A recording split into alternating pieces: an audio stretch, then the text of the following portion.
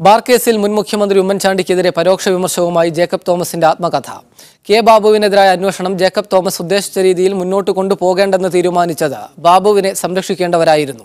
എന്നാൽ ആഭ്യന്തരമന്ത്രിയായിരുന്ന രമേശ് ചെന്നിത്തല അന്വേഷണത്തിൽ ഇടപെട്ടില്ലെന്നും പുസ്തകത്തിൽ പറയുന്നുണ്ട്. നാളെയാണ് സ്രാവുകൾക്കൊപ്പം നീന്തുമ്പോഴെന്ന ആത്മകഥ പുറത്തിറങ്ങുന്നത്.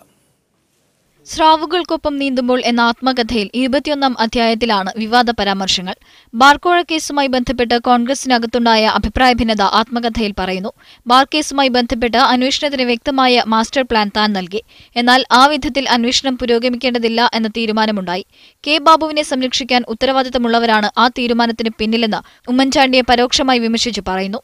എന്നാൽ കെ എം മാണിക്കും കെ ബാബുവിനുമെതിരായ അന്വേഷണ രീതിയോട് രമേശ് ചെന്നിത്തലയ്ക്ക് വിയോജിപ്പില്ലായിരുന്നു.